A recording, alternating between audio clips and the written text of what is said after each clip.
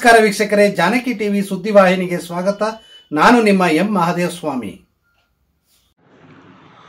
ಕರ್ನಾಟಕ ಸೇನಾಪಡೆ ವತಿಯಿಂದ ಮೈಸೂರಿನ ರೋಟರಿ ಸಭಾಂಗಣದಲ್ಲಿ ಮಹಾತ್ಮ ಗಾಂಧೀಜಿ ಅವರ ಜಯಂತಿ ಕಾರ್ಯಕ್ರಮವನ್ನು ವಿಧಾನ ಪರಿಷತ್ ಸದಸ್ಯರಾದ ಡಾಕ್ಟರ್ ಡಿ ತಿಮ್ಮಯ್ಯ ಅವರು ಉದ್ಘಾಟಿಸಿ ಮಾತನಾಡಿ, ಮಹಾತ್ಮ ಗಾಂಧೀಜಿ ಅವರು ಈ ದೇಶ ವಿಶ್ವ ಕಂಡ ಅತ್ಯುತ್ತಮ ಶಾಂತಿ ಮತ್ತು ಅಹಿಂಸಾ ನಾಯಕ. ಪ್ರಥಮ ಸ್ವಾತಂತ್ರ್ಯ ಸಂಗ್ರಾಮ ಶುರುವಾದರೂ ಅನೇಕ ಮಹನೀಯರುಗಳು ಸ್ವಾತಂತ್ರ್ಯ ಕೊಡಿಸುವ ನಿಟ್ಟಿನಲ್ಲಿ ಹೋರಾಟಗಳನ್ನು ಮಾಡಿದ್ದರು. ಕಟ್ಟ ಕಡೆಯದಾಗಿ ಮಹಾತ್ಮ ಗಾಂಧೀಜಿ ಅವರ ನಾಯಕತ್ವದಲ್ಲಿ ನಮ್ಮ ದೇಶಕ್ಕೆ ಸ್ವಾತಂತ್ರ್ಯ ದಕ್ಕಿತು. ಇವರ ಜಯಂತಿ, ಇವರ ತತ್ವ ಆದರ್ಶಗಳನ್ನು ನಾವೆಲ್ಲರೂ ಅಳವಡಿಸಿಕೊಳ್ಳಬೇಕು. ಕರ್ನಾಟಕ ಸೇನಾಪಡೆ ಮಹಾತ್ಮ ಗಾಂಧೀಜಿ ಅವರ ಜಯಂತಿ ಆಚರಿಸುತ್ತಿರುವುದು ಶ್ಲಾಘನೀಯ ಎಂದರು. ವಿವಿಧ ಕ್ಷೇತ್ರಗಳಲ್ಲಿ ಗಣನೀಯ ಸೇವೆ ಸಲ್ಲಿಸಿರುವ ಗಾಂಧಿವಾದಿ, ನಿವೃತ್ತ ಪ್ರಸಾರಂಗ ನಿರ್ದೇಶಕ ಶ್ರೀ ಕೆ.ಟಿ. ವೀರಪ್ಪ, ಕೆಆರ್ ಆಸ್ಪತ್ರೆಯ ನಿವೃತ್ತ ವೈದ್ಯಾಧಿಕಾರಿ ಡಾಕ್ಟರ್ ಎಲ್. ದೇವೇಗೌಡ, ಸಮಾಜ ಸೇವಕರಾದ ಕೆಆರ್. ಧನ್ಯಕುಮಾರ್, ಕಿಯೋನಿಕ್ಸ್ ಸುಜುಕಿ ವ್ಯವಸ್ಥಾಪಕ ನಿರ್ದೇಶಕ ಬಾಲಾಜಿ ಪಿಎಸ್, ಓಂ ಶ್ರೀ ಸಾಯಿ ಟ್ರಸ್ಟ್ನ ಮ್ಯಾನೇಜಿಂಗ್ ಟ್ರಸ್ಟಿ ಡಾಕ್ಟರ್ ರಾಣಿ ಪ್ರಭಾ ಎಚ್.ಪಿ., ಹಿರಿಯ ಸಾಹಿತಿ ಡಾಕ್ಟರ್ ಪುಷ್ಪಾ ಎಂ. ಅಯ್ಯಂಗಾರ್, ನಂದನ ಸ್ಪೆಷಾಲಿಟಿ ಆಸ್ಪತ್ರೆಯ ಖ್ಯಾತ ನೇತ್ರರೋಗ ತಜ್ಞರಾದ ಡಾಕ್ಟರ್ ಸುಧೀಂದ್ರ ಆರ್., ಧಾರ್ಮಿಕ ಮುಖಂಡ ಡಾಕ್ಟರ್ ಶ್ರೀಶಾ ಭಟ್ ಅವರುಗಳಿಗೆ ಶ್ರೀ ಮಹಾತ್ಮ ಗಾಂಧೀಜಿ ಸದ್ಭಾವನಾ ಪ್ರಶಸ್ತಿ ನೀಡಿ ಗೌರವಿಸಲಾಯಿತು. ಕಾರ್ಯಕ್ರಮದಲ್ಲಿ ಮಹಾರಾಣಿ ವಿಜ್ಞಾನ ಕಾಲೇಜಿನ ಸುಮಾರು 40 ವಿದ್ಯಾರ್ಥಿನಿಯರಿಗೆ ಪ್ರತಿಭಾ ಪುರಸ್ಕಾರ ನೀಡಲಾಯಿತು. ಕಾರ್ಯಕ್ರಮದಲ್ಲಿ ಕೃಷ್ಣರಾಜ ಕ್ಷೇತ್ರದ ಶಾಸಕರಾದ ಟಿ.ಎಸ್. ಶ್ರೀವತ್ಸ ಅವರು ಮಹಾತ್ಮ ಗಾಂಧೀಜಿ ಕುರಿತು ಮಾತನಾಡಿದರು. ಕಾರ್ಯಕ್ರಮದಲ್ಲಿ ಮುಖ್ಯ ಅತಿಥಿಗಳಾಗಿ ಮಹಾತ್ಮ ಗಾಂಧೀಜಿ ಎಜುಕೇಷನ್ ಟ್ರಸ್ಟ್ನ ಅಧ್ಯಕ್ಷ ಟಿ.ಜಿ. ಆದಿಶೇಷಗೌಡ, ಮೈಸೂರು ಮಹಾನಗರ ಪಾಲಿಕೆ ವಲಯ 3ರ ಸಹಾಯಕ ಆಯುಕ್ತ ಶ್ರೀ ಎಂ. ಸಂದೀಪ್, ಹಿರಿಯ ಸಮಾಜ ಸೇವಕ ಡಾಕ್ಟರ್ ರಘುರಾಮ್ ಕೆ. ವಾಜಪೇಯಿ, ಕರ್ನಾಟಕ ರಾಜ್ಯಾಧ್ಯಕ್ಷ ಶ್ರೀನಿವಾಸಗೌಡ, ಮೈಸೂರು ಜಿಲ್ಲಾಧ್ಯಕ್ಷ ತೇಜಸ್ ಲೋಕೇಶ್ ಗೌಡ, ಕೃಷ್ಣಪ್ಪ, ಹನುಮಂತಯ್ಯ, ಸಿಂಧುವಳ್ಳಿ ಶಿವಕುಮಾರ್, ಬೋಗಾದಿ ಸಿದ್ದೇಗೌಡ, ವರಕೋಡು ಕೃಷ್ಣೇಗೌಡ, ಪ್ರಭಾಕರ್, ನೇಹ, ಭಾಗ್ಯಮ್ಮ, ಜ್ಯೋತಿ, ಗೀತಾಗೌಡ, ಡಾಕ್ಟರ್ ಶಾಂತರಾಜೆ ಅರಸ್, ಮೊಗಣ್ಣಾಚಾರ್, ಬಸವರಾಜು, ಕುಮಾರ್, ರಘು ಅರಸ್, ರವೀಶ್, ವಿಷ್ಣು ಸೇರಿದಂತೆ ಇನ್ನಿತರರು ಉಪಸ್ಥಿತರಿದ್ದರು.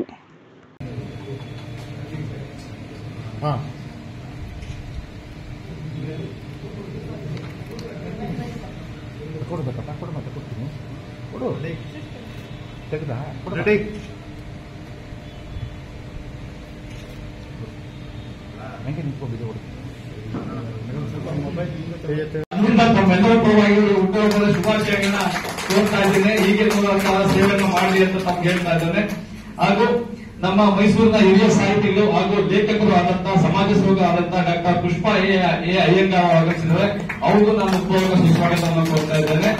ಹಾಗೂ ನಮ್ಮ ಮೈಸೂರು ನಗರದ ನಂದನ ಸ್ಪೆಷಾಲಿಟಿ ಕಣ್ಣಿನ ಆಸ್ಪತ್ರೆಯ ಖ್ಯಾತ ನೇತ್ರ ತಜ್ಞರು ಹಾಗೂ ಮಕ್ಕಳ ತಜ್ಞರಾದಂತಹ ಡಾಕ್ಟರ್ ಸುಧೀಂದ್ರ ಆಗಮಿಸಿದ್ದಾರೆ. ಅವ್ರಿಗೂ ನಾನು ಉಪಯೋಗ ಸುಸ್ವಾಗತವನ್ನು ಕೊಡ್ತಾ ಇದ್ದೇನೆ. ಹಾಗೂ ನಮ್ಮ ಮೈಸೂರಿನ ಖ್ಯಾತ ಜ್ಯೋತಿಷಿಗಳು ಹಾಗೂ ಧಾರ್ಮಿಕ ಮುಖಂಡರಾದಂತಹ ಡಾಕ್ಟರ್ ಶ್ರೀಶಾ ಭಟ್ ಅವರು ಆಗಮಿಸಿದ್ದಾರೆ. ಅವ್ರಿಗೂ ನಾನು ಉಪಯೋಗ ಸುಸ್ವಾಗತವನ್ನು ಕೊಡ್ತಾ ಇದ್ದೇನೆ.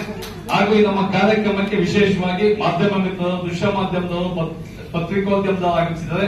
ಹಾಗೂ ನಮ್ಮ ಕರ್ನಾಟಕ ಸೇನಾಪಡೆಯ ಹಲವಾರು ಮುಖಂಡರುಗಳು ಇಲ್ಲಿ ಹೇಳ್ತಾ ಹೋದ್ರೆ ಈಗಾಗಲೇ ಸಮಯ ಆಗಿದೆ. ನಮ್ಮ ಕರ್ನಾಟಕ ಸೇನಾಪಡೆಯ ನಮ್ಮ ಜೊತೆಯಲ್ಲಿ ಕಾರ್ಯಕ್ರಮ ಮಾಡಲಿಕ್ಕೆ ನಮಗೆ ಹೆಗಲು ಕೊಟ್ಟಂತ ಎಲ್ಲ ಕರ್ನಾಟಕ ಸೇನಾಪಡೆಯ ಹೋರಾಟಗಾರರಿಗೆ, ಮುಖಂಡರುಗಳಿಗೆ ಎಲ್ಲರಿಗೂ ಸುಸ್ವಾಗತವನ್ನು ಕೊಡ್ತಾ, ಪ್ರತ್ಯಕ್ಷವಾಗಿ ಪರೋಕ್ಷವಾಗಿ ನಮ್ಮ ಈ ಕಾರ್ಯಕ್ರಮಕ್ಕೆ ಯಾರು ಸಹಕಾರ ಮಾಡಿದ್ದಾರೆ ಅವ್ರಿಗೆಲ್ಲರಿಗೂ ನಾನು ಬಹಳ ಉಪಯೋಗ ಧನ್ಯವಾದಗಳನ್ನು ಹೇಳ್ತಾ, ಯುವ ನಾಯಕರು, ಕರ್ನಾಟಕದ ಸೇನಾಪಡೆಯ ಅಧ್ಯಕ್ಷರು ಮತ್ತು ಜಿಲ್ಲಾ ಅಧ್ಯಕ್ಷರು ಆಗಿರ್ತಕ್ಕಂತಹ ಮೊದಲು ಲೋಕೇಶ್ ಗೌಡರಿಗೆ ನಾನು ಅಭಿನಂದಿಸಿ, ಮಹಾತ್ಮ ಗಾಂಧಿಯವರ ಆಶೀರ್ವಾದ ನಿಮಗೆ ನಿರಂತರವಾಗಿರಲಿ ಮತ್ತು ನಿಮಗೆ ಮತ್ತು ನಿಮ್ಮ ಈ ಕರ್ನಾಟಕ ಸೇನಾಪಡೆಯ ರಾಜ್ಯ ಮುಖ್ಯಸ್ಥರು ಎಲ್ಲರಿಗೂ ಸೇರಿಸಿ ನಾನು ಹೇಳ್ತಾ ಇದ್ದೀನಿ. ಬಹಳ ಉತ್ತಮವಾದಂಥ ಕೆಲಸಗಳನ್ನು ಮಾಡ್ಕೊಂಡು ಹೋಗ್ತಾ ಇದ್ದಾರೆ. ಈ ಒಂದು ಸಮಾರಂಭದಲ್ಲಿ ಆಸೀನರಾಗಿ ಆಶೀರ್ವದಿಸಬೇಕಾದಂತಹ ಭಾಷಣ ಸ್ವಾಮೀಜಿಯವರಿಗೆ ಬರಬೇಕಾಗಿದೆ. ಅವರ ಬರೋ ನಿರೀಕ್ಷೆಯಲ್ಲಿದ್ದೀವಿ. ಮತ್ತು ಉದ್ಘಾಟನೆ ಮಂಜೇಗೌಡ ಮಾಡಬೇಕಾಯಿತು. ನನ್ನ ವಿಧಾನ ಪರಿಷತ್ತಿನ ಸಹೋದರರಾದಂತಹ ಮಂಜೇಗೌಡರು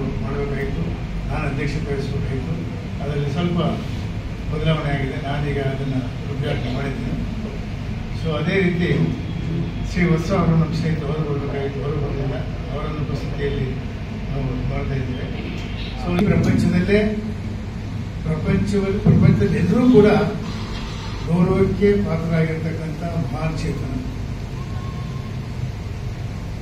ನಾವು ಸಾಮಾನ್ಯವಾಗಿ ದೇವರುಗಳಿಗೆ ಪರಮಾತ್ಮ ಅಂದ್ಬಿಡ್ತೀವಿ. ಪರಮ ಆತ್ಮ ನಮ್ಮಲ್ಲಿಲ್ಲ, ಆತ್ಮ ಅದು ಬೇರೆ ಬೇರೆ ಕಡೆ ಇದ್ರೆ ಪರಮಾತ್ಮ. ಮಹಾ ಆತ್ಮ ಇದು ಪರಮಾತ್ಮನಿಂದ ಉತ್ತಮ. ಪರಮಾತ್ಮನ ಯಾರು ನೋಡಿಲ್ಲ, ಬರೀ ಪೂಜೆ ಮಾಡ್ತಿದ್ದೀವಿ ಅಷ್ಟೇ. ಒಂದು ಶಕ್ತಿ ಕೊಡಪ್ಪ, ಒಳ್ಳೇದು ಮಾಡಪ್ಪ ಅಂತ ಕೇಳ್ಕೊತಿದ್ವಿ. ಅದು ಅವರ ಪ್ರಾರ್ಥನೆಗೆ ಮತ್ತು ಅವರವರ ಕ್ರಿಯಾಶೀಲತೆಗೆ ತಕ್ಕಾಗಿ ಅವರೆಲ್ಲ ಬರ್ಬೋದು. ಆದರೆ ಮಹಾ ಆತ್ಮ ಇದೆಯಲ್ಲ, ಎಲ್ಲರಲ್ಲೂ ಆತ್ಮ ಇದೆ. ಆದರೆ ಮಹಾ ಆತ್ಮ ಈ ಒಂದು 150 ಕೋಟಿ ಜನ ಇದ್ದಾರೆ ಏನು ಭಾರತೀಯರು, ಆ ಭಾರತೀಯರ ಭವಿಷ್ಯವನ್ನು ರೂಪಿಸಿದಂತ ಮಹಾತ್ಮ ಮಹಾತ್ಮ ಗಾಂಧಿಯವರು.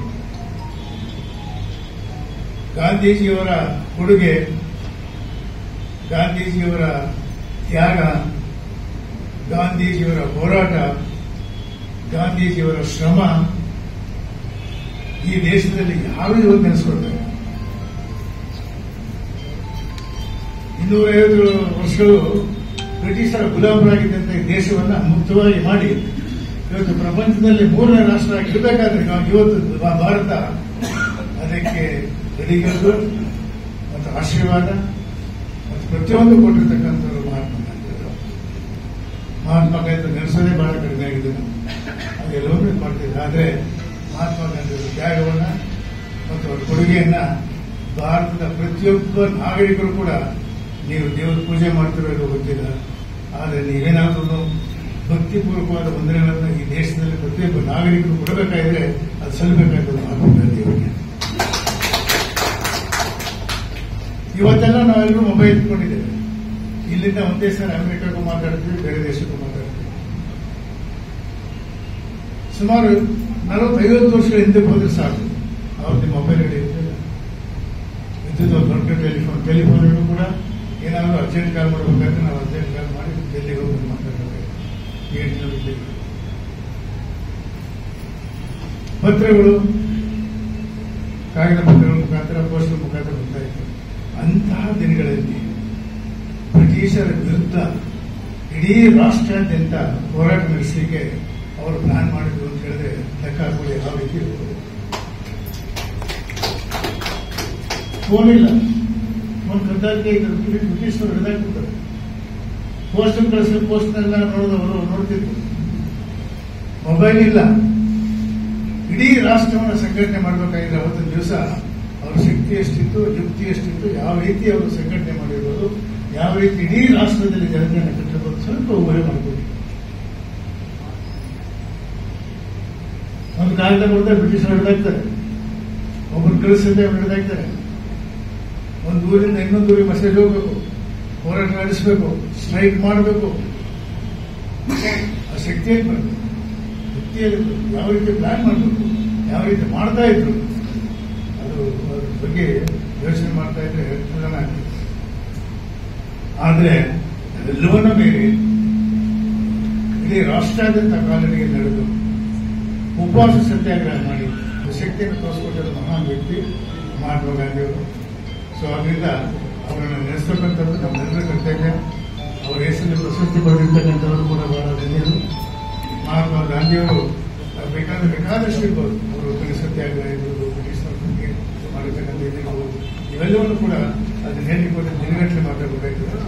ಆದರೆ ಪ್ರತಿಯೊಬ್ಬರು ನಾನು ಮುಂದೇನಪ್ಪ ಅಂತ ಹೇಳಿದ್ರೆ, ಪ್ರತಿಯೊಬ್ಬರು ಕೂಡ ಈ ದೇಶದ ಪ್ರತಿಯೊಬ್ಬ ಪ್ರಜೆಯೂ ಕೂಡ, ನೀವು ನಿಮ್ಮ ಮನೇಲಿ ಯಾವ್ಯಾವ ದೇವ್ರ ಫೋಟೋ ಇಟ್ಕೊಳ್ತಾರೋ ಗೊತ್ತಿಲ್ಲ, ಆದರೆ ಗಾಂಧೀಜಿ ಫೋಟೋ ಇಟ್ಕೊಂಡ್ರೆ ನಿಜವಾಗ್ಲೂ ಈ ರಾಷ್ಟ್ರಭಕ್ತಿ, ರಾಷ್ಟ್ರಭಕ್ತಿ ಬೇರೆ ಯಾವುದೋ ರಾಷ್ಟ್ರಭಕ್ತಿ ಅಂತ ಹೇಳ್ತಾರೆ. ಈ ರಾಷ್ಟ್ರ ಉಳಿದಿದ್ದೇ ಮಹಾತ್ಮ ಗಾಂಧಿಯಿಂದ, ಈ ಭಾರತ ದೇಶ. ಆದ್ರಿಂದ ನಾವು ಪ್ರತಿಯೊಬ್ಬರು ಗೌರವ ಸಲ್ಲಿಸಬೇಕಾಗ್ತದೆ. ಸೊ ಬೇರೆ ಬೇರೆ ಎಂತ ಬೇಕಾದಷ್ಟು ಫಂಕ್ಷನ್ ಮಾಡ್ತಾರೆ. ಆದರೆ ನಾನು ನಿಜವಾಗ್ಲೂ ಕೂಡ ಕರ್ನಾಟಕ ಸೇನಾಪಡೆಗೆ ನಾನು ಅಭಿನಂದಿಸ್ತೇನೆ. ನಿಜವಾಗ್ಲೂ ಕೂಡ ಬಹಳ ಉತ್ತಮವಾದಂಥ ಕೆಲಸ ಮಾಡ್ಕೊಂಡು ಬರ್ತಾ ಇದ್ದೀವಿ, ಮಾಡ್ಕೊಂಡು ನಡ್ಸ್ಕೊಳ್ತಾ ಇದ್ದೀವಿ ಮತ್ತು ಅದೇ ವಯಸ್ಸಿನಲ್ಲಿ ಪ್ರಶಸ್ತಿ ಕೊಡ್ತಾ ಇದ್ದೀವಿ. ಆದ್ರಿಂದ ನಮ್ಮ ಸಂಸ್ಥೆಗೆ ಹೆಚ್ಚಿನ ಶಕ್ತಿ ಬಗ್ಗೆ ಒಳ್ಳೆ ಕೆಲಸ ಮಾಡಿ ಅಂತೇಳಿ ನಮ್ಮ ತೇಜಸ್ಸು ಹೆಸರೇ ತೇಜಸ್ಸು ಇದೆ, ಲೋಕೇಶ್. ತೇಜಸ್ಸು ಅಂದ್ರೆ ಸ್ಪಿರಿಟ್, ಅದು ಅದೇ ಅದನ್ನ ವರ್ಣಿಸ್ಲಿಕ್ಕೆ ಆಗುತ್ತಿಲ್ಲ. ಆ ಹುಮ್ಮಸ್ಸು ತೇಜಸ್ ಇದೆಯಲ್ಲ, ಅದು ಪ್ರತಿಯೊಬ್ಬರು ಉತ್ಪತ್ತಿ ಆಗ್ತಕ್ಕಂಥದ್ದು, ಅದು ಮನಸ್ಸಿನರ್ತಕ್ಕಂಥದ್ದು. ಅದಕ್ಕೆ ಇಂಗ್ಲಿಷ್ ಹೇಳ್ತಾರೆ ಸ್ಪಿರಿಚುವಲ್ ಇದು, ದಟ್ ಈಸ್ ಆಮ್ನಿವರಸ್ ಅಂಡ್ ಆಮ್ನಿಪೊಟೆಂಟ್ ಅಂತ ಹೇಳಿದ್ರೆ ಶಕ್ತಿ ನಿರಂತರವಾಗಿ ಉತ್ಪತ್ತಿ ಆಗುವಂಥದ್ದು ತೇಜಸ್ಸು. ಅದರಲ್ಲಿ ಒಬ್ಬೊಬ್ಬರಲ್ಲೂ ಒಂದೊಂದರ ತೇಜಸ್ಸು ಇರುತ್ತೆ. ಅವ್ರ ಶಕ್ತಿ, ಆ ತೇಜಸ್ಸು ನಮ್ಮ ಈ ತೇಜಸ್ಸುಗಳಿದೆ. ಅದು ಬಹಳ ಅದನ್ನು ಲೋಕಕ್ಕೋಸ್ಕರ ಕೊಡ್ತಾ ಇದ್ವಿ. ಸೊ ಅಲ್ಲೇ ಲೋಕೇಶ್ ಅವರು ಸೊ ಒಳ್ಳೆ ಕೆಲಸ ಮಾಡ್ತಾ ಇದ್ದೀನಿ. ಇದು ಮುಂದುವರಿಸಿ ನಾನು ಇವತ್ತು 2 ಕೆಲಸ ಆಯ್ತು, ಮತ್ತು ಚಾಮರಾಜನಗರ ಫಂಕ್ಷನ್ ಇದು ಹೋಗ್ಬೇಕಾಗಿದೆ. ನಾನು ಬೇಡ್ಕೊಡೋದು ಅಂತ ಹೇಳಿ ನಿಮ್ಮೆಲ್ಲರಿಗೂ ಒಳ್ಳೆಯದಾಗಲಿ ಅಂತ ಹಾರೈಸಿದ್ದೀನಿ. ಯಾಕಂದ್ರೆ ಬಿಳಿರ ಸಾಮ್ರಾಜ್ಯ ಆಗಿಲ್ಲ, ಒಬ್ಬ ಕರಿಯ ಫಸ್ಟ್ ಇದರಲ್ಲಿ ಕೂತ್ಬಿಟ್ಟು ಆಮೇಲೆ ಟ್ರೈನಲ್ಲಿ ನಮ್ಮ ಜೊತೆ ಕೆಲವು ಬ್ರಿಟಿಷರು ಕೂತ್ಕೊಳ್ತಾರೆ.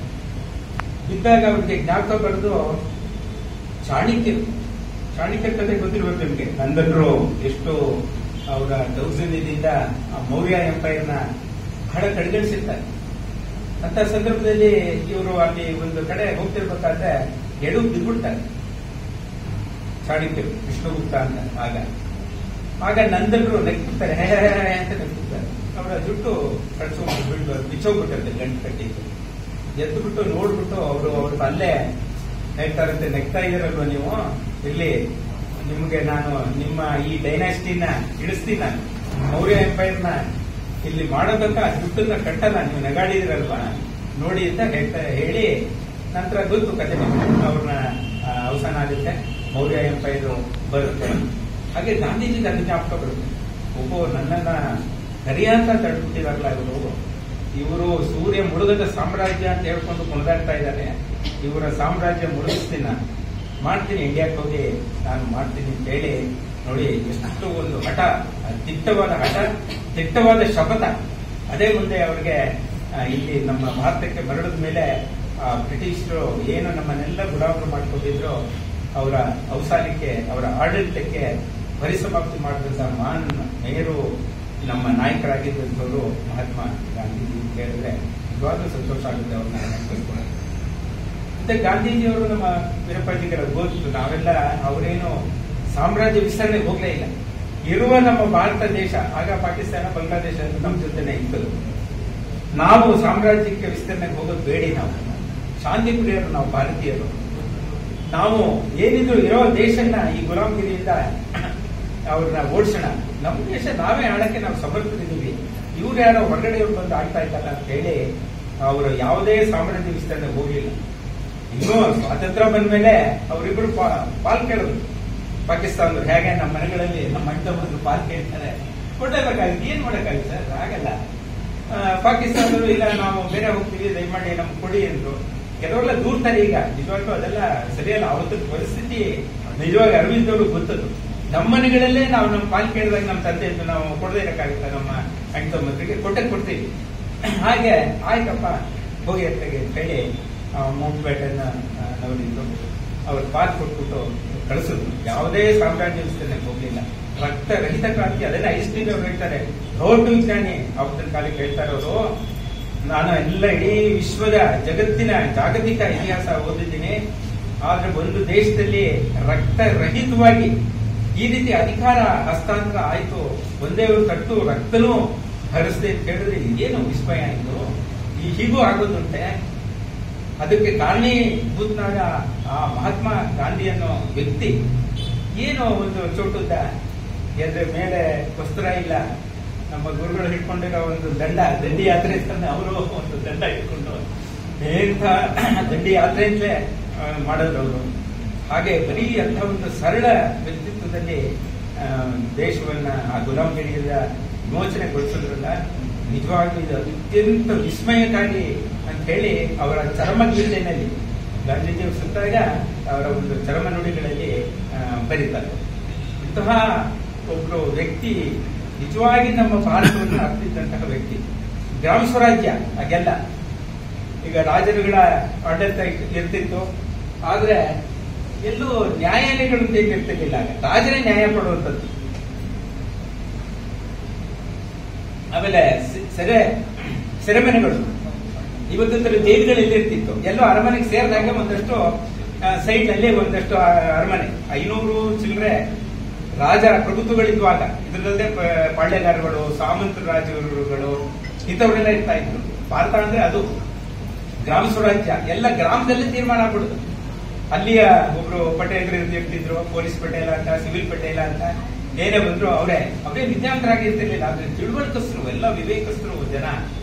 ನ್ಯಾಯ, ಇದು ಮುಟ್ಬೇಡಪ್ಪ, ಇದು ಮಾಡು, ಮಗು ಬೆಂಕಿ ಮುಟ್ಟೋದಾಗ ಮುಟ್ಬೇಡ, ಸುಡುತ್ತೆ ಅಂತ ಹೇಳಿದಾಗ ಮಗು ಮುಟ್ಟೋದಾಗ ತಾನೇ ಅನುಭವಿಸುತ್ತೆ. ಬಿಸಿ ಆದಾಗ ಇನ್ನೊಂದ್ಸಲ ಬೆಂಕಿ ಮುಟ್ಟಕ್ಕೆ ಹೋಗಲ್ಲ.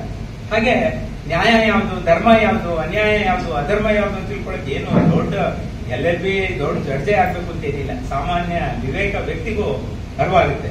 ನೋಡಿ ಎಂಥ ಗ್ರಾಮ ಸ್ವರಾಜ್ಯದಲ್ಲಿ ಗಾಂಧೀಜಿಯವರು ಮನಗಂಡಿದ್ರು. ನೋಡಿ ಅಲ್ಲೇ ಎಲ್ಲ ತೀರ್ಮಾನ ಆಗ್ತಾ ಇದ್ರು. ಯಾವ ಸೆರೆಮನೆ ಇಲ್ಲ. ಅವನೇ ಪೊಲೀಸ್ ಪಟೇಲರು, ಸಿವಿಲ್ ಪಟೇಲರು ವ್ಯಾಜ್ಯಗಳನ್ನ ಬಗೆಹರಿಸೋದು. ಇಂತಹ ನಮ್ಮ ಸಮೃದ್ಧ ಭಾರತ ಹೇಗಿರ್ಬೇಕು ಅಂತ ಅವರ ಒಂದು ದೂರದೃಷ್ಟಿ ಅಷ್ಟರ ಮಟ್ಟಿಗಿತ್ತು. ಆಡಳಿತ ಹೇಗಿರ್ಬೇಕು ನಮ್ಮ ಭಾರತದಲ್ಲಿ. ಅದೇ ವಿಷಯವಾಗಿ ವಿಶ್ವೇಶ್ವರಯ್ಯನವರು ಜಗಳ ಆಗುತ್ತೆ. ಇಂಡಸ್ಟ್ರಿಯಲೈಸೇಷನ್ ಆರ್ ಪೆರಿಶ್ ಅಂತಾರೆ ವಿಶ್ವೇಶ್ವರಯ್ಯನವರು, ಎಲ್ಲ ಇಂಡಸ್ಟ್ರಿಯಲ್ ಆಗ್ಬೇಕು ಅಂತ. ಹಾಗೆಲ್ಲ ಮಾಡಕ್ ಹೋದ್ರೆ ಈ ಗ್ರಾಮ ಸ್ವರಾಜ್ಯದಲ್ಲಿ ಏನೊಂದು ಈ ಮ್ಯಾಚ್ ಬಾಕ್ಸ್ ಮಾಡಕ್ಕೂ ದೊಡ್ಡ ಇಂಡಸ್ಟ್ರಿ ಬೇಕಾ ಅಂತ ಕೇಳ್ತಾರೆ ಅವರು. ಒಂದು ಆರ್ಡಿನರಿ ಜ್ಯೂಸ್ ಸೋಡಾ ಮಾಡಕ್ಕೂ ದೊಡ್ಡ ಇಂಡಸ್ಟ್ರಿ ಬೇಕಾ ಜ್ಯೂಸ್ ಮಾಡಕ್ಕೆ? ಯಾಕೆ ಹಳ್ಳಿನಲ್ಲಿ ಕಿತ್ಲೆಹಣ್ಣು ರಸ ಮಾಡಿ ಬಾಟ್ಲಿಗೆ ಹಾಕ್ಬೇಕು ಅದು ಬೇಕಾ? ಹತ್ತಿ ಬಟ್ಟೆ ದೊಡ್ಡ ದೊಡ್ಡ ಫಾರಿನ್ ಇಂದ ಬಟ್ಟೆ ತಂದು ನೀವು ಹಾಕೋಬೇಕಾ? ನೀವು ನೆಹರುಗೆ ಗೇಲಿ ಮಾಡ್ತಾರೆ ಅವರು. ಏನಪ್ಪಾ ಒಳ್ಳೆ ಟೆರ್ಲಿನ್ ಅಂತ ಕರಿತಾ ಇದ್ವಿ. ಎಲ್ಲ ಟರ್ಲಿನ್ ಬಟ್ಟೆನೆ ಹಾಕೊಂಡು ಫೋಟೋ ಹಾಕೊಡ್ತಿರ್ತೀಯ. ಯಾಕೆ ನಮ್ಮ ಭಾರತದಲ್ಲಿ ಖಾದಿ ಹತ್ತಿ ಸುಂದರವಾಗಿ ಬೆಳೆಸಿ ಪಾಪ ರೈತರಿಗೂ ಆಗುತ್ತೆ, ಅದನ್ನ ಮಾಡಕ್ ಆಗಲ್ವಾ ಅಂತ ತಮಾಷೆ ಮಾಡ್ತಾರೆ ಅವರು. ಈ ರೀತಿ ಗ್ರಾಮ ಸ್ವರಾಜ್ಯ, ಗ್ರಾಮೀಣ ಅಭಿವೃದ್ಧಿನೇ ನಿಜವಾಗಿ ಶ್ರೇಷ್ಠವಾದ್ದು. ಅಲ್ಲಿ ನಮ್ಮ ಭಾರತ ಅಂತ ಹೇಳಿದ್ರೆ ಅದು ಅಂತ ಹೇಳಿ ಕೊಡ್ತಾರೆ. ನಾನು ಅದೇ ಕಡೆದಾಗೂ ಗಾಂಧೀಜಿನ ಅಪಾರ್ಥ ಮಾಡ್ಕೊಂಡವ್ರೆ ಜಾಸ್ತಿ. ಅಪಾರ್ಥ ಮಾಡ್ಕೋಬೇಕಂತಿಲ್ಲ. ಗಾಂಧೀಜಿ ಈಗ 40ನೇ 50ನೇ ದಶಕ ಅಂತಿಮವಾಯ್ತು ಅವ್ರದ್ದು. ಅವರನ್ನ ನೋಡ್ಬೇಕಾದ್ರೆ ನಾವು 50ನೇ ದಶಕದ ಕನ್ನಡಕದಿಂದಲೇ ನೋಡ್ಬೇಕು ಅಂತಿಲ್ಲ. ಅದನ್ನ ರಿಫೈನ್ ಮಾಡ್ಬೋದು. ಈಗ ದೋಷ ಅಕಸ್ಮಾತ್ ಈಗ ಕೆಲವರಿಗೆ -3 ಇರುತ್ತೆ, -5 ಆಗುತ್ತೆ, 0.5 ಆಗುತ್ತೆ. 0.5 ಲೆನ್ಸ್ ಹಾಕೊಂಡು ನೋಡೋಣ. ಆದ್ರೆ ಗಾಂಧಿ ತತ್ವ ಅನ್ನೋ ಫ್ರೇಮ್ ಇದೆಯಲ್ಲ, ಆ ಫ್ರೇಮ್ ನಲ್ಲಿ ಗಾಜುಗಳನ್ನ ಚೇಂಜ್ ಮಾಡ್ಕೊಳ್ಳೋಣ. ಆಗ ಗಾಂಧೀಜಿ ಕ್ಲಿಯರ್ ಕಾಣಿಸ್ತದೆ ನಮ್ಗೆ. ಆ ದೋಷಗಳು ಮರಿಯಾಗಿ ಈಗ -5 ಗಾಜ್ ಹಾಕೊಂಡು ನಾವು ನೋಡೋಣ. ಆಗ ಗಾಂಧೀಜಿ ಚೆನ್ನಾಗಿ ಕಾಣಿಸ್ತಾರೆ. ಅವ್ರ ಮೌಲ್ಯಗಳು, ಸಿದ್ಧಾಂತಗಳು ಚೆನ್ನಾಗಿ ಕಾಣಿಸ್ತದೆ. ಅದು ಯಾವತ್ತಿಗೂ ಶ್ರೇಷ್ಠವಾದ ಅವರ ತತ್ವ ಚಿಂತನೆಗಳು ಸರ್ವಕಾಲಕ್ಕೂ ಅದು ಯೋಗ್ಯ ರೀತಿಯಲ್ಲಿ ಔಷಧ ಕೊಡುವಂಥದ್ದು. ಅದು ನಮ್ಮ ಭಾರತ ದೇಶದಂತ ಗ್ರಾಮ ಸ್ವರಾಜ್ಯ ದೇಶಕ್ಕೆ. ಯಾಕಂದ್ರೆ ಇಲ್ಲಿದ್ರೆ ಇವತ್ತಿಗೂ ಅವರ ಜನ್ಮ ದಿನಾಚರಣೆ ಇರ್ಬೋದು, ಎಲ್ಲವನ್ನೂ ಯಾಕೆ ವಿಶ್ವಾದ್ಯಂತ ಆಚರಿಸ್ತಾ ಅಂತ ಹೇಳಿದ್ರೆ ಎಲ್ಲಾ ದೇಶಗಳಲ್ಲೂ ಅವರ ಪ್ರತಿಮೆ ಇದೆ, ಗಾಂಧೀಜಿಯವರ ಪ್ರತಿಮೆ. ಎಲ್ಲರೂ ಇಷ್ಟಪಡ್ತಾರೆ ಅವರನ್ನು. ರವೀಂದ್ರನಾಥ್ ಟ್ಯಾಗೋರ್ ಸಹಿತ ಬಹಳ ಅವ್ರ ಬಗ್ಗೆ ಗೌರವ ಕೊಡ್ತಿದ್ದಂಥದ್ದು. ಅಂತಹ ಒಂದು ವ್ಯಕ್ತಿತ್ವ ನಮ್ಮ ಭಾರತದಲ್ಲಿ ಹಾಗೆ ಹೋಗಿದ್ದಕ್ಕೆ ಅವ್ರಿಗೆ ಮಹಾತ್ಮ ಅಂತ ಎಲ್ಲರೂ ಕರೆಯುವಂಥದ್ದು, ಕರೀತಾನೆ. ತಿಮ್ಮಯ್ಯನವರು ಹೇಳಿದ್ರು, ನಿಜವಾಗಿ ನಾವು ಸಹಿತ ಅವರನ್ನ ದೇವರ ಸ್ಥಾನದಲ್ಲಿ ಇಟ್ಟು ಪೂಜೆ ಮಾಡ್ತೀವಿ ನಾವು. ಹಿಂದಿನ ಕಾಲದಲ್ಲಿ ಹಾಗೆ ನಮ್ಮ ಮನೆಗಳಲ್ಲೆಲ್ಲ ನೆಹರು, ಸರ್ದಾರ್ ಪಟೇಲು, ಅಂಬೇಡ್ಕರ್ ಅವರು, ಟಿಪ್ಪು ಸುಲ್ತಾನು, ಹೆಣ್ಮಕ್ಳಿಗೆ ಕಿತ್ತೂರಾಣಿ ಚೆನ್ನಮ್ಮನ ಫೋಟೋಗಳೆಲ್ಲ ತೋರಿಸ್ತಾ ಇದ್ರು. ತಾಯಿ ತುಂಬತಾನೆ, ನೋಡು ಇಂಥವ್ರು ಹಾಗೆ, ಇಂಥವ್ರಿಗೆ ಯಾವುದೇ ಜಾತಿ ಮತ ಧರ್ಮ ಭೇದ ಆಗ್ತಾ ಇರಲಿಲ್ಲ, ಎಲ್ಲರೂ ಮಹಾತ್ಮರು. ಅಂಥವ್ರನ್ನ ನೀವೆಲ್ಲ ಆದರ್ಶವಾಗಿ ಇಟ್ಕೊಳ್ಬೇಕು ಅಂತ ನಮ್ಮ ಹಿಂದವರು, ನಮ್ಮ ಗುರುಗಳ ಒಂದು ಸಮಕಾಲೀನ ಜನತೆ ಆವತ್ತಿನ ಕಾಲಕ್ಕೆ ಕೈಲಾದ ಕುವೆಂಪು ಗುರುಗಳಿರ್ಬೋದು, ನಮ್ಮ ದೇಶಗೋವಿಂದರು ಇರ್ಬೋದು, ಅವರೆಲ್ಲ ಆ ಒಂದು ತತ್ವಗಳನ್ನ ಪ್ರತಿಪಾದಿಸ್ತಾ ಇದ್ರು. ಹಾಗಾಗಿ ಒಂದು ಒಳ್ಳೆ ಕಲ್ಯಾಣ ರಾಷ್ಟ್ರ, ಕಲ್ಯಾಣ ರಾಜ್ಯ ಸೃಷ್ಟಿಯಾಗುವ ನಿಟ್ಟಿನಲ್ಲಿ ಅವೆಲ್ಲ ಕೆಲಸ ಮಾಡ್ತಾರೆ. ಅಂತಹ ಪುರುಷರನ್ನ ಯಾವತ್ತೂ ನಾವು ನೆನೆಸ್ಕೊಳ್ಬೇಕು. ನೀವು ಯುವಜನಾಂಗ ಸ್ಟಡಿ ಮಾಡಿ, ಬೇಕಾದಷ್ಟು ಅವಕಾಶಗಳು ನಮ್ಮ ಗುರುಗಳೇ ಮಾಡಿಕೊಟ್ಟಿದ್ದಾರೆ. ಪ್ರಸಾರಾಂಗದಲ್ಲಿ ಗಾಂಧೀಜಿಯವರ ವಕ್ತೃಗಳು ಎಷ್ಟಿದೆಯೋ ಲೆಕ್ಕಕ್ಕಿಲ್ಲ. ನಮ್ಮ ದೇಶಗೌರವರು ಅದನ್ನ ಬೇಕಾದಷ್ಟು ಪಬ್ಲಿಷ್ ಮಾಡಿಸಿದ್ದಾರೆ. ನಮ್ಮ ರಾಷ್ಟ್ರಕವಿ ಕುವೆಂಪುನವರು ಅವ್ರ ಬಗ್ಗೆ ಎಂತಹ ಒಳ್ಳೆ ಗೌರವ ಇಟ್ಕೊಂಡಿದ್ರು. ಅಂತಹ ಮಹಾತ್ಮರನ್ನ ನಾವು ಯಾವತ್ತೂ ನನಗೆ ಒಂಥರ ಆಗ್ಲಿ ಅಂತ ಈ ಸಂದರ್ಭದಲ್ಲಿ ತಿಳಿಸ್ತಾ ಈ ಒಂದು ಹೇಳಿದಾಗೆ ಆದರ್ಶವಾಗಿದ್ರು. ಈ ಮಹಾತ್ಮ ಗಾಂಧೀಜಿ ಟ್ರಸ್ಟ್ ಮಾಡಿ ನಾವು Mahatma Gandhiji law college, Mahatma Gandhiji BEd college, Mahatma Gandhi degree college ಎಲ್ಲ ಮಾಡಿದ್ವಿ. ಆವತ್ತೇ ಕೇಳ್ತಾ ಇದ್ರು ಅಂತೀರಾ, ಏನ್ ಮಾಡ್ತೀರಾ, ಎಲ್ಲಾದ್ರೂ ಕೆಲ್ಸಕ್ಕೆ ಹೋಗ್ತೀರಾ ಅಂತ. ಇಲ್ಲ, ನಾನು ಹೇಳಿದೆ ನಮ್ದೇ ಒಂದು ಕಲ್ಪನೆ ಇದೆ, ಸಮಾಜದಲ್ಲಿ ಏನಾದ್ರೂ ಶಿಕ್ಷಣದ ಮೂಲಕ ಬದಲಾವಣೆ ಮಾಡಬೇಕು ಅಂತ ಕೊಟ್ಟವ್ರು ನಮ್ಗೆ ಆದರ್ಶ. ಹಾಗಾಗಿ ಗಾಂಧೀಜಿ ಅವರ ಹೆಸರಲ್ಲಿ ಶಿಕ್ಷಣ ಸಂಸ್ಥೆಯನ್ನ ಪ್ರಾರಂಭ ಮಾಡಿದೀವಿ ಅಂತ. ಅದಾದ ನಂತರ ಆ ಶಿಕ್ಷಣ ಸಂಸ್ಥೆ ನಮ್ಮನ್ನ ಇನ್ನೊಂದು ಶಿಕ್ಷಣ ಸಂಸ್ಥೆ ಪ್ರಾರಂಭ ಮಾಡಂಗಾಯ್ತು. ನಮ್ಮ ಇಲ್ಲಿ ಡಾಕ್ಟರ್ ಸುಶ್ರುತ್ರವರ ತಂದೆ ವಿಷ್ಣುಮೂರ್ತಿ ಅವರಿದ್ರು, ಗೋಪಾಲ್ಗೌಡ ಸಂಸ್ಥೆಯವರು, ಮತ್ತೆ ನಮ್ಮ DDP ಶಾರದಮ್ಮರ್ ಅವರಿದ್ರು, ನಾಗೇಗೌಡರು ಇದ್ರು. ಎಲ್ಲರೂ ಸೇರಿ ಅವರು ನಮ್ಗೆ ವಯಸ್ಸಾಗಿದೆ, ನಾವು ಇನ್ನೊಂದು ಸಂಸ್ಥೆ ನಡೆಸಕ್ ಆಗಲ್ಲ, ನೀವು ಗೀತಾಂಜಲಿ ಶಿಕ್ಷಣ ಸಂಸ್ಥೆಗೆ ಒಂದು ನಿವೇಶನ ಅಲಾಟ್ ಮಾಡಿದೀವಿ, ಅದನ್ನ ಮುಂದುವರಿಸಿ ನೀವು ನಡೆಸಿ ಅಂತ ಹೇಳಿದ್ರು. ನಾವು ಅವರ ಒಂದು ಜೊತೆ ಸೇರಿಕೊಂಡು ನಾವೀಗ ಗೀತಾಂಜಲಿ ರವೀಂದ್ರನಾಥ ಠಾಗೂರ್ ಅವರ ಒಂದು ಪುರಸ್ಕೃತ ಕೃತಿ ಏನಿತ್ತು ಅದರ ಹೆಸರನ್ನ ಇಟ್ಟು ಅವರೇ ಪ್ರಾರಂಭ ಮಾಡಿದ್ರು ಆ ಸಂಸ್ಥೆಯನ್ನ. ಅದನ್ನ ಅಲ್ಲಿ ಒಂದು ಶಾಲೆಯನ್ನ ಪ್ರಾರಂಭ ಮಾಡಿದ್ವಿ, ಅಂತಾರಾಷ್ಟ್ರೀಯ ಶಾಲೆ ಶ್ರೀರಾಮಪುರದಲ್ಲಿ. ಸೊ ಅದಾದ ನಂತರ ನಮ್ಮ ವೀರಪ್ಪ ಸಾಹೇಬರು ಏನು ಇದಾರೆ, ಇವರು ಇನ್ನೊಬ್ರು ಗಾಂಧಿ ಅನುಯಾಯಿಗಳಿದ್ದಾರೆ. ಅವರು ಬೆಂಗಳೂರಲ್ಲಿ BL ಲಂಕೇಗೌಡರು ಇದ್ರು. ಈಗ ನಮ್ಮ ಮೈಸೂರು ಉಸ್ತುವಾರಿ ಸಚಿವರಾಗಿದ್ದಂತ KD ಸೋಮಶೇಖರ್ ಅವರು ಏನಿದ್ರು, ಅವರು ಅಧ್ಯಕ್ಷರಾಗಿದ್ರು. ಆ ಸಂಸ್ಥೆನಲ್ಲಿ ನನ್ನನ್ನ ನಿರ್ದೇಶಕರಾಗಿ ಮಾಡಿದ್ರು. ಮೊನ್ನೆ ಅದೇ ಭಾರತ್ ಕೋಆಪರೇಟಿವ್ ಸೊಸೈಟಿ ಬ್ಯಾಂಕ್ ಏನಿದೆ ಬೆಂಗಳೂರಲ್ಲಿ 8 ಬ್ರಾಂಚ್ ಇದೆ, ಅದಕ್ಕೂ ಕೂಡ ನನ್ನನ್ನ ಅಲ್ಲಿ ಅದೇ ಚುನಾವಣೆಯಲ್ಲಿ ನಿಲ್ಲಿಸಿ ನಾನು ಅಲ್ಲಿ ಜಯಗಳಿಸಿ ಈಗ ಬ್ಯಾಂಕ್ ಅನ್ನ ಮೈಸೂರು ಒಂದು ಬ್ರಾಂಚ್ ಮಾಡಬೇಕು, ಇಲ್ಲಿ ಒಂದು ಎಲ್ಲ ಹಿರಿಯರನ್ನ ಅಂತ ಒಂದು ಪ್ರಯತ್ನ ಮಾಡ್ತಾ ಇದ್ದೀವಿ. ಸೊ ಅದರ ನಂತರ ಏನಾಯ್ತು, ನಾವು ಒಂದು ಹೌಸಿಂಗ್ ಸೊಸೈಟಿ ಮಾಡಬೇಕು ಅಂತ ಹೇಳಿದಾಗ ತುಂಬಾ ಹಿರಿಯರಲ್ಲ, ಬಹಳ ದೊಡ್ಡವರು. ನಾನು ಅವರು ಮುಖ್ಯಮಂತ್ರಿಗಳ ದಾವಣಗೆರೆನಲ್ಲಿ ನಮ್ಮ ಯಡಿಯೂರಪ್ಪ ಒಬ್ಬಿಗರು, ಮಾನ್ಕರ್ ಅವರು, ನಮ್ಮ ಈ ಅಪೆಕ್ಸ್ ಬ್ಯಾಂಕ್ ಅಧ್ಯಕ್ಷರಾಗಿದ್ದಂತ ನಮ್ಮ ಇವರು ಮಂಜುನಾಥ್ ಗೌಡ್ರು, ಮೈಸೂರಿನಲ್ಲಿ ಬಸವೇಗೌಡರು, ಬಹಳಷ್ಟು ಜನ, ಇಡೀ ಜಿಲ್ಲೆ ಎಲ್ಲ ಜಿಲ್ಲೆಗಳಲ್ಲೂ ಕೂಡ ಎಲ್ಲ ಇವರು ಸೇರಿ ಒಂದು ಹೌಸಿಂಗ್ ಸೊಸೈಟಿ ಮಾಡಿ ಒಂದು 3,000 ಸೈಟ್ ಅನ್ನ ಮಾಡಿದ್ವಿ ಬೆಂಗಳೂರಲ್ಲಿ. ಈಗ ಅದು ಬಹಳ ಇದರ ಬೆಲೆ ಕೊಟ್ಟು ಲೋನ್ ಮಾಡಿಸ್ಕೊಟ್ವಿ ನಮ್ಮ ಬ್ಯಾಂಕಿಂದ. ಒಂದು 1,300 ರೂಪಾಯಿ ಇವತ್ತಿಗೂ ಅಲ್ಲ, ಅಕ್ಕಪಕ್ಕ 2,500 ರೂಪಾಯಿ ಎಲ್ಲ ಆಗಿದೆ. ನಮ್ಮ ಸೊಸೈಟಿಯಿಂದ ಎಲ್ಲ ಇವರು ಅಪೆಕ್ಸ್ ಬ್ಯಾಂಕ್ ಲೋನ್ ತಗೊಂಡಿದ್ರು, ರೀಫಂಡ್ ಮಾಡಿದ್ರು, ಕೊಟ್ರು. ಮಹಾತ್ಮ ಗಾಂಧೀಜಿಯವರ ಒಂದು ಇದು ನಿಮಗೆ ಅವರ ಸರಳತೆ, ಸಜ್ಜನಿಕೆ, ಅವರು ಮಾಡಿದಂತ ತ್ಯಾಗ ಮನಸ್ಸಲ್ಲಿ ಇಟ್ಕೊಂಡ್ರೆ ಏನೆಲ್ಲ ಮುನ್ನಡೆಸದೆ ಅನ್ನೋದಕ್ಕೆ ನಾನೇ ನಿಮ್ಮ ಎದುರುಗಡೆ ನಿಂತಿರ್ತಕ್ಕಂಥ ಒಂದು ಜ್ವಲಂತ ಉದಾಹರಣೆ.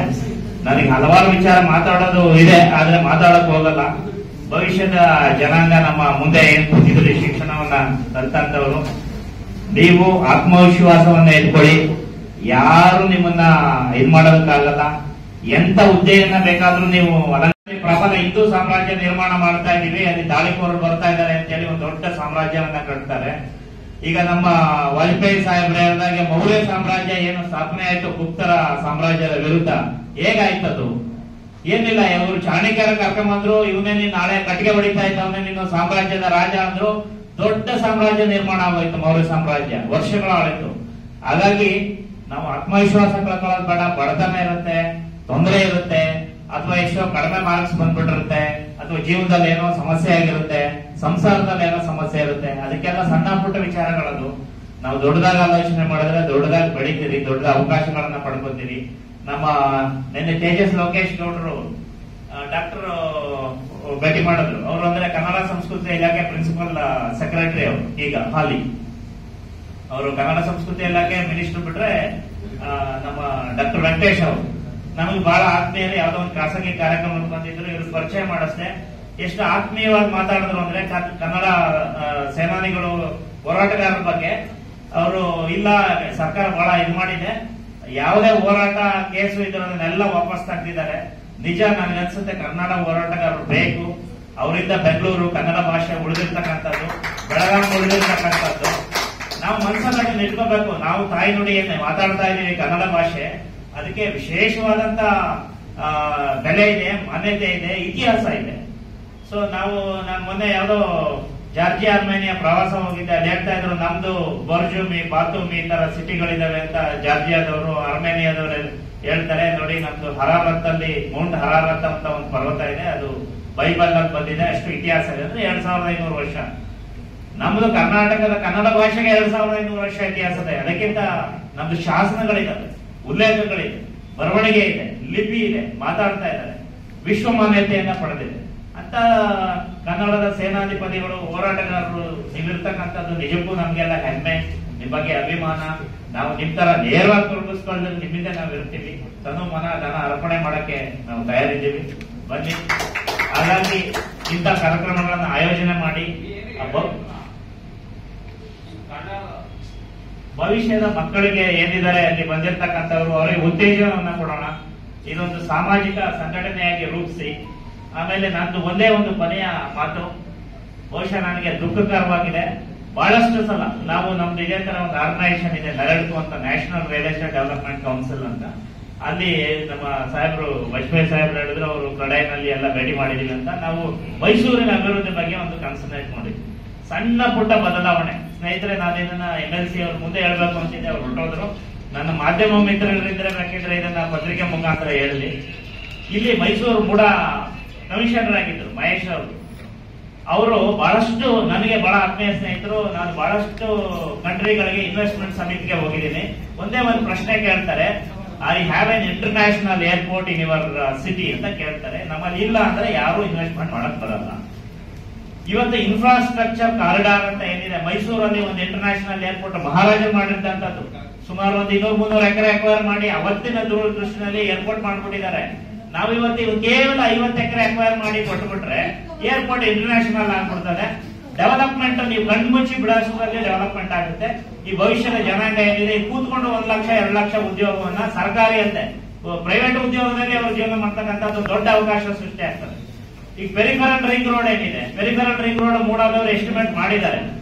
ರೈತರು ಇವತ್ತು 2 ಕೋಟಿ ರೂಪಾಯಿ ಕೇಳ್ತಾರೆ ಅಂತ 2.5 ಕೋಟಿ ಆಗಲಿ ನೀವು ಕೊಡಿ, ಲೋನ್ ಕೊಡ್ತಾರೆ. ಯಾರು ಇದು ಹುಡ್ಕೋದಿಲ್ಲ, ಲೋನ್ ಕೊಡಕ್ ತಯಾರಿದ್ದಾರೆ. ಬೆಂಗಳೂರು ಪೆರಿಫೆರಲ್ ರಿಂಗ್ ರೋಡ್ಗೆ 57,000 ಕೋಟಿ ಲೋನ್ ಕೊಟ್ಟಿದ್ದಾರೆ. ಇಲ್ಲಿಗೆ 27,000 ಕೋಟಿ ಲೋನ್ ಕೊಡ್ತೀನಿ ಅಂತ ಹೇಳಿದ್ದಾರೆ. ನನಗೆ ಒಂದು ಕಾರ್ಯಕ್ರಮದಲ್ಲಿ ಇವ್ರು ಸಿಕ್ಕಿದ್ರು, ಯಾರು ಹುಡ್ಕೋ ಚೇರ್ಮನ್. ಅವ್ರು ಹೇಳಿದ್ರು, ಮೈಸೂರು ಪೆರಿಫೆರಲ್ ರಿಂಗ್ ರೋಡ್ಗೆ ನಾವು ಅಕ್ವಿಸಿಷನ್ಗೆ ಲೋನ್ ಕೊಡ್ತೀವಿ ಅಂತ. ನಾವು ಅದಾದ ನಂತರ ಕುಮಾರಸ್ವಾಮಿ ಅವ್ರನ್ನ ಭೇಟಿ ಮಾಡಿದ್ವಿ, ಕೇಂದ್ರ ಮಂತ್ರಿಗಳನ್ನ. ನೀವು ಇನ್ವೆಸ್ಟ್ಮೆಂಟ್ ಕಾರಿಡಾರ್ ಮಾಡಿ, ನಿಮ್ಮದು ಕ್ಷೇತ್ರ ಮಂಡ್ಯ, ಮೈಸೂರು ಮತ್ತೆ ಬೆಂಗಳೂರು, ರಾಮನಗರ, ಇದ್ರ ಮಧ್ಯ ದೊಡ್ಡದಾಗಿ SEZ ಎಲ್ಲ ಮಾಡಿ ಅಂತ. ಬ್ರದರ್, ನೀವು ಹೇಳ್ತಾ ಇರ್ತಕ್ಕಂಥದ್ದು ಸರಿ, ನಾನು ನಾವೆಲ್ಲ ಮಾಡಕ್ಕೆ ಹೇಳಿದ್ದೀನಿ. ಲ್ಯಾಂಡ್ ಅಕ್ವಿಸಿಷನ್ ಸ್ಟೇಟ್ ಇಶ್ಯೂ ಅದು ಮಾಡಿಕೊಟ್ಟು ನಮ್ಮ MLA ಸಾಹೇಬ್ರ ಬಗ್ಗೆ ಮಾತಾಡಿದ್ವಿ. ನಮ್ಮ ಈ 2 ಮನೆಯನ್ನ ದಯಮಾಡಿ ಸರ್ಕಾರ ಬಹಳ ಹತ್ತಿರದಲ್ಲಿದೆ, 1 ನಯಾ ಪೈಸಾ ಸರ್ಕಾರ ಏನ್ ಹಾಕ್ಬೇಕಿಲ್ಲ. ಪೆರಿಫೆರಲ್ ರಿಂಗ್ ರೋಡ್ಗೆ ಲಕ್ಷಾಂತರ ಕೋಟಿ ದುಡ್ಡು ಬೇಕಲ್ರಿ ಅಂತ ಹೇಳಿದ್ರೆ ಮಾಡೋದಕ್ಕೆ ಕೇಂದ್ರ ಸರ್ಕಾರದವರು ಅವ್ರೇನ್ ಮಾಡ್ತಾರಂತೆ, ಟೋಲ್, ಅದನ್ನು ಮಾತಾಡಿದ್ವಿ ಕೇಂದ್ರದ ಹತ್ರ. ಟೋಲ್ ಹಾಕ್ಬಿಟ್ಟು ನಾನು ಕಲೆಕ್ಷನ್ ಮಾಡೋ ತರ ಮಾಡ್ಬಿಡ್ತೀವಿ. ಗಡ್ಕರಿ ಅವರು ಒಪ್ಕೊಂಡಿದ್ದಾರೆ, 4 ತಿಂಗಳಾಗಿ ಮಾಡ್ತೀವಿ, ಲ್ಯಾಂಡ್ ನಮ್ಮ ಟ್ರಾನ್ಸ್ಫರ್ ಮಾಡಿ ಅಂತ ಕೇಳ್ತಾ ಇದ್ದಾರೆ. ಈ ಕಡೆ ಅಕ್ವಿಸಿಷನ್ಗೂ ರೈತರು ಕೊಡೋದಕ್ಕೆ ದುಡ್ಡು ನಾವು ಯಾರು ಹಾಕ್ಬೇಕಿಲ್ಲ, ಸರ್ಕಾರ ದುಡ್ಡು ಬಳಸಬೇಕಿಲ್ಲ, ಅದಕ್ಕೂ ದುಡ್ಡು ಬಂದ್ಬಿಡುತ್ತೆ. ಎಲ್ಲಿಂದ ಹುಡ್ಕೋದವ್ರು ಸಾಲ ಕೊಡ್ತಾರೆ, 27,000 ಕೋಟಿ ಎಸ್ಟಿಮೇಟೆಡ್ ಕಾಸ್ಟ್. ಡೆವಲಪ್ಮೆಂಟ್ಗೂ ಕೂಡ ಏನ್ ಮಾಡ್ತಾ ಇದ್ದಾರೆ ಈಗ ಕೇಂದ್ರ ಸರ್ಕಾರದವರು. ಈಗ ಮೈಸೂರು ಬೆಂಗಳೂರು ಟೋಲ್ ರೋಡ್ ಏನ್ ಮಾಡಿದ್ದಾರೆ, ಆ ತರ ಪೆರಿಫೆರಲ್ ರಿಂಗ್ ರೋಡ್ ನಾವು ಮಾಡಕ್ ರೆಡಿ ಇದೀವಿ ಅಂತ ಹೇಳಿದ್ದಾರೆ. ಇದು this is high time, right time. ಇಲ್ಲ ಅಂದ್ರೆ ಏನಾಗುತ್ತೆ, ಮೈಸೂರು ಅಂಗವಿಕಲ ಆಗ್ಬಿಡುತ್ತೆ. ಈಗ ಬೆಂಗಳೂರು ನೀವು ನೋಡ್ತಾ ಇದ್ದೀರಿ, ಟ್ರಾಫಿಕ್ ಚೌಕ್ ಆಗ್ತಾ ಇದೆ, ಡೆವಲಪ್ಮೆಂಟ್ ಆಗ್ತಾ ಇಲ್ಲ. ನಮ್ದು ಕಂಪನಿಗಳ ಬೇರೆ ದೇಶಕ್ಕೆ, ಬೇರೆ ರಾಜ್ಯಗಳಿಗೆ ಹೋಗ್ತಾ ಇದೆ. ಯಾರಿಗೆ ತೊಂದರೆ ಆಗುತ್ತೆ? ನೀವು ಕೂತಿರ್ತಕ್ಕಂಥವ್ರು ಭವಿಷ್ಯದವ್ರಿಗೆ. ಈಗ ನಾವು 50-60 ಕ್ರಾಸ್ ಆದವರು ನೀವು ಮನಸ್ಸು ಮಾಡಿದ್ರೆ ಇದು ಸಾಧ್ಯ ಸರ್. ನೀವು ಸ್ವಲ್ಪ ಈ ಕಡೆ ನಿಮ್ಮ ಎಲ್ಲ ಒಂದು ಟೀಮ್ ಮಾಡಿಕೊಂಡು ನಮ್ಮ MLC ಅವರು ನೀವು ಎಲ್ಲ ಹೇಳಿ, ನಾವು ಈಗ ಕೇಂದ್ರ ಸರ್ಕಾರದ ಕುಮಾರಸ್ವಾಮಿ ಅವರ ಹತ್ರ ಇದನ್ನ ಒಂದು ನಾವು ಡೆಲಿಗೇಷನ್ ಹೋಗಿ ಮಾತಾಡ್ಕೊಂಡ್ ಬಂದ್ವಿ. ಅವರು, ನಾನು ಗಡ್ಕರಿ ಸಾಹೇಬ್ರ ಹತ್ರ ಮಾತಾಡಿದ್ದೀನಿ, 1 ಲಕ್ಷ ಕೋಟಿದು ರೋಡ್ ಮಾಡಿಸ್ತಾ ಇದ್ದೀನಿ. ನಿಮ್ದು ಒಂದೇ ಅಲ್ಲ, ಮೈಸೂರು ಪೆರಿಫೆರಲ್ ರಿಂಗ್ ರೋಡ್ ಮಾಡ್ತಾ ಇದ್ದೀನಿ, ಬೆಂಗಳೂರು ಮಾಡ್ತಾ ಇದ್ದೀನಿ, ಶ್ರೀರಂಗಪಟ್ಟಣ ಬೀದರ್ವರೆಗೂ ಮಾಡಿಸ್ತಾ ಇದೀವಿ. ಎಲ್ಲ ಪೇಡ್ ರೋಡ್ಗಳು.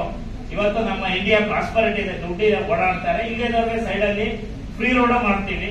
ಹಾಗಾಗಿ road infrastructure is the basic thing. ಇಲ್ಲ ಅಂದ್ರೆ ಡೆವಲಪ್ ಆಗಲ್ಲ ದೇಶ ಅಂತ ಹೇಳ್ತಾರೆ. ಪ್ರಯತ್ನ ಮಾಡೋಣ, ಎಲ್ಲರೂ ಸೇರಿ ಸಂಘಟಿತರಾಗಿ. Thank you. ಇಡೀ ದೇಶಾದ್ಯಂತ, ನಾಡಿನಾದ್ಯಂತ ನಡೀತಾ ಇರೋದನ್ನ ನಾವು ನೋಡ್ತಾ ಇದ್ದೇವೆ.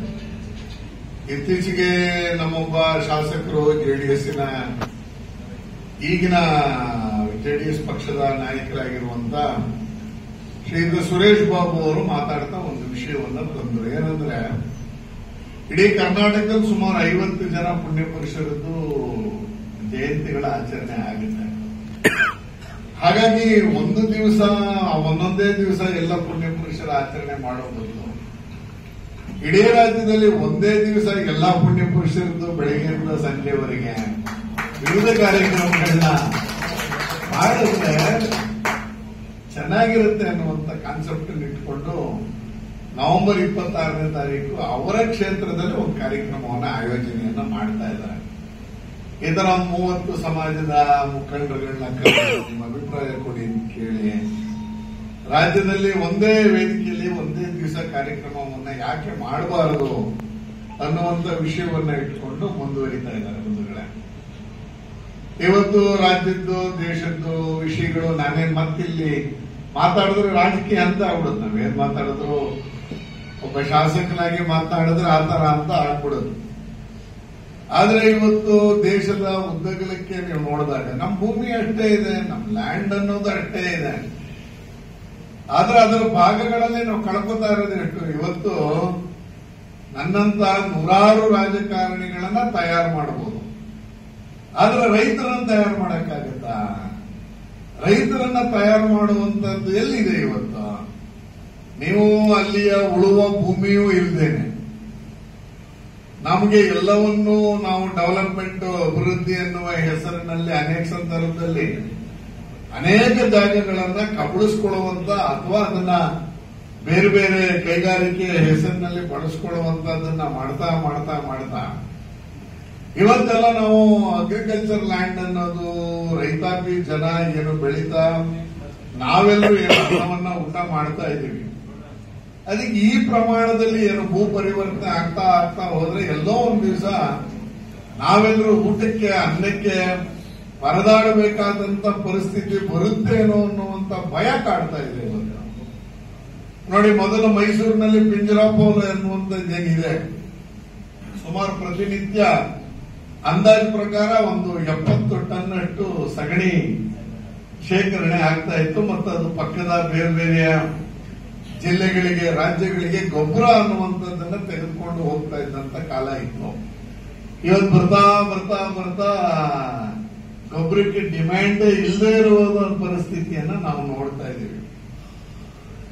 ಈಗ ಗೋಬರ್ ಗ್ಯಾಸ್ ಮತ್ತೊಂದು ಮಗದೊಂದು ಸರ್ಕಾರ ಮನಸ್ಸು ಮಾಡಿ ಗೋಪಾಲಕರಿಗೂ ಒಂದು ಒಳ್ಳೆಯ ರೀತಿಯಲ್ಲಿ ಸಗಣಿಗೆ ಬೆಲೆ ಬರುವಂಗಾದ್ರೆ ಆಗ ನೋಡಿ ನಮ್ಮ ಗೋಪಾಲಕರು ಬದುಕ್ತಾರೆ. ಇಲ್ಲಾಂದ್ರೆ ಏನಾಗ್ತಿದೆ, ಗೊಬ್ಬರ ಸಗಣಿ ಹಾಕತ್ತೆ, ಆ ಸಗಣಿಯ ಸರಿಯಾದ ವಿಲೇವಾರಿ ಇಲ್ಲದೆ ನಾವು ಒಳಚರಂಡಿಗೆ ಬಿಡುವಂತದ್ದನ್ನ ನೋಡ್ತಾ ಇದ್ದೀವಿ. ಅಂದ್ರೆ ಇದು ಒಂದಕ್ಕೊಂದಕ್ಕೆ ಲಿಂಕ್ ಇದೆ ಅನ್ನುವಂಥದ್ದನ್ನ ಎಲ್ಲೋ ಒಂದ್ ಕಡೆ ನಾವು ಗಮನಿಸಬೇಕು ಅಂತ ಅನ್ಸುತ್ತೆ ಬಂಧುಗಳೇ. ಇವತ್ತು ಅಭಿವೃದ್ಧಿಯ ಹೆಸರಿನಲ್ಲಿ ಸ್ಮಶಾನಗಳ ಕಬಳಿಕೆನೋ ಮತ್ತೊಂದೋ ಮಗದೊಂದೋ ಯಾವುದಕ್ಕೆ ಜಾಗ ಬೇಕು ಅನ್ನೋದು ಸರ್ಕಾರ ಮತ್ತೆ ಜಿಲ್ಲಾಡಳಿತ ಗಮನ ಕೊಡುವಂತ ನಿಟ್ಟಿನಲ್ಲಿ ಮುಂದುವರೆದಾಗ ಮಾತ್ರ. ಆಮೇಲೆ ಎಷ್ಟು ಲ್ಯಾಂಡ್ ಅನ್ನ ಕೊಡ್ಬೇಕು, ಇದೆಲ್ಲ ಒಂದ್ ಕಡೆ ಸರ್ಕಾರದ ಪಾಲಿಸಿನೂ ಆಗಬೇಕು. ನಾವು ಇನ್ನು ಮುಂದಿನ 30-40 ವರ್ಷದ ದೂರದೃಷ್ಟಿನ ಇಟ್ಕೊಂಡು ರೈತರಿಗೆ ಬೆಳೆ ಬೆಳೆಯುವಂತ ಜಮೀನನ್ನ ಕಬಳಿಸ್ಕೊಳ್ಳದೆ ನಾವೇನಾದ್ರೂ ಮಾಡಕ್ ಆಗತ್ತೆ ಅನ್ನೋದಾದ್ರೆ ನಾವು ಮುಂದಿನ ದಿನಗಳಲ್ಲಿ ಅನ್ನವನ್ನು ಗೋಧಿಯನ್ನು ಊಟ ಮಾಡುವಂತ ಅಥವಾ ಬೆಳೆಯುವಂತ ಪರಿಸ್ಥಿತಿ ಬರ್ತೀವಿ. ಅಂದ್ರೆ ಎಲ್ಲಿ ಬೆಳಿಬೇಕು ಅನ್ನೋದೇ ಗೊತ್ತಾಗ್ತೀವಿ. ನಾವು ಕಳೆದ 3-4 ವರ್ಷದಿಂದ ವಯನಾಡಿನ ದುರಂತ ನೋಡಿದ್ವಿ, ನಮ್ದೇ ಕೊಡಗಿನ ದುರಂತವನ್ನ ನೋಡಿದ್ವಿ. ಎಲ್ಲೋ ಒಂದ್ ಕಡೆ ಬಿಲ್ಡಿಂಗ್ ಮಾಡ್ತಾ ಮಾಡ್ತಾ ಮಾಡ್ತಾ ನೈಸರ್ಗಿಕವಾಗಿ ನಾವು ಅದನ್ನು ಉಪಯೋಗಿಸ್ಕೊಳ್ಳದೆ ಇರುವಂತ ಕಾರಣಕ್ಕೆ ಇವತ್ತೆಲ್ಲೋ ಒಂದ್ ಕಡೆ ಅದರ ಲೋಪ ಆಗ್ತಿದ್ಯಾ ಅಂತ ಇದೊಂದು ಏನು ಚಿಂತನಾ ಸಭೆ ಎಲ್ಲ ದೊಡ್ಡವರು ಇದೀರಾ ಅನ್ನೋ ಕಾರಣಕ್ಕೆ ಇವತ್ತೊಂದು ಸಣ್ಣ ವಿಷಯವನ್ನ ಎಲ್ಲರೂ ಒಂದು ವೇದಿಕೆಯಲ್ಲಿ ಪ್ರಸ್ತಾಪ ಮಾಡಬೇಕಾಗಿತ್ತು. ಈ ವೇದಿಕೆಯಲ್ಲಿ ಪ್ರಸ್ತಾಪ ಮಾಡಿದ್ದೀನಿ. ನನಗನ್ಸುತ್ತೆ ಎಲ್ಲರೂ ಒಂದು ಈ ತರದೊಂದು ವಿಚಾರ ಸಂಕಿರಣಗಳ ಆಯೋಜನೆ ಮಾಡಿದಂತ ಸಂದರ್ಭದಲ್ಲಿ ಏನಾದ್ರೂ ಇದಕ್ಕೊಂದು ಪರಿಹಾರ ಕಂಡುಕೊಳ್ಳಕ್ ಸಾಧ್ಯ ಇಲ್ಲ ಅಂತ ಕರೆಕ್ಟ್ ಅವ್ರು ಹೇಳಿದ್ರು. ನಮ್ಮ ಆದಿಶೇಷಗೌಡರು ಅಭಿವೃದ್ಧಿ ವಿಷಯವಾಗಿ ತುಂಬಾ ನಾನು ಬರೋಕ್ ಮುಂದೆ ಮಾತನಾಡಿದ್ದಾರೆ. ನನಗೆ ಅದಕ್ಕೆ ಹೇಳಿದವರು ಒಂದು ರೈಟಪ್ ಕೊಡಿ, ದಯಮಾಡಿ ಅದನ್ನ ವಿಷಯವನ್ನ ಮುಂದಿನ ದಿವಸಗಳಲ್ಲಿ ತೆಗೆದುಕೊಳ್ಳೋಣ ಅನ್ನುವಂಥದ್ದು. ನನಗೆಲ್ಲ ಅವ್ರು ಮಾತಾಡಿದಾಗ ನಮಗೊಂದಷ್ಟು ಮೆಟೀರಿಯಲ್ ಸಿಕ್ತು ಅಂತ ಅನ್ನಿಸ್ತು. ಆ ರೀತಿಯಲ್ಲಿ ಮಾಡೋಣ ಅಂತ ಅನ್ಸುತ್ತೆ. ಅನೇಕ ಸಂದರ್ಭದಲ್ಲಿ ಮೊನ್ನೆ ಅನ್ನಿಸ್ತಾ ಇತ್ತು ಏನಂದ್ರೆ ನಾವು ನಮಗೆ ಶಾಸಕರ ನಿಧಿಯಿಂದ ಏನ್ ಕೊಡ್ತಾರೆ ಅದರಲ್ಲಿ ಕೆಲವುದಕ್ಕೆ ನೀವು ಕಂಪಲ್ಸರಿ ಅಥವಾ ಇದನ್ನ ಎತ್ತಿಡ್ಲೇಬೇಕು ಅನ್ನುವಂಥದ್ದನ್ನ ಮಾಡಿದಾಗ ಮಾತ್ರ ಶಿಕ್ಷಣ ಮತ್ತು ಆರೋಗ್ಯ ಕ್ಷೇತ್ರ ಸ್ವಲ್ಪ ಬದಲಾವಣೆಯನ್ನ ಕಾಣಬಹುದು ಅಂತ ಅನ್ಸುತ್ತೆ.